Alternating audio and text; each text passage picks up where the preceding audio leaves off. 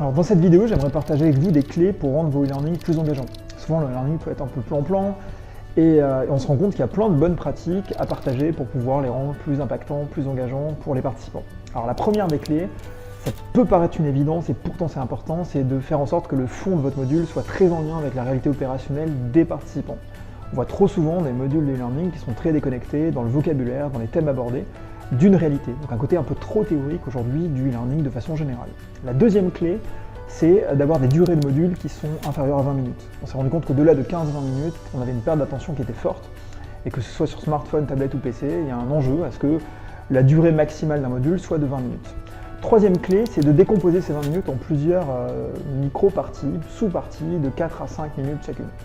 De sorte que dans chaque partie, on puisse aborder avec une couleur pédagogique et d'une façon particulière un des sous-thèmes, un des sous-ensembles de la compétence.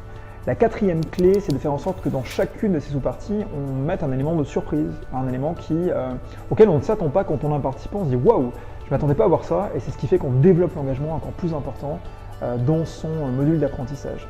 La cinquième clé, c'est le fait de ne pas mettre trop de blabla dans ses écrans. On dit en général qu'au-delà de 10 phrases par écran, on a une perte d'attention parce qu'on ne sait plus où mettre ses yeux et où porter son regard.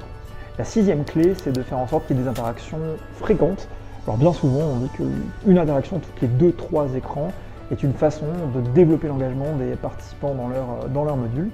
La septième et avant-dernière clé, c'est de ne jamais mettre 3 écrans d'un même type à la suite. Si vous avez mis un texte, ne pas le suivre de 2 textes. Si vous avez mis une image, ne pas suivre une image de 2 images, mais plutôt varier les types d'écrans, varier les types de jeux pour avoir une variété qui va développer l'engagement des participants. Et puis enfin, la dernière clé, c'est de développer les interactions sociales, mais pas trop. C'est-à-dire que l'idée, c'est de mettre un sondage, un mur de contribution toutes les 4 à 5 minutes d'apprentissage. Ce qui fait que dans un module de 20 minutes, en général, on a 3 à 4 sondages ou murs de contribution. Voilà, j'espère que ces 8 clés vous seront utiles quand vous créerez vos modules de e-learning.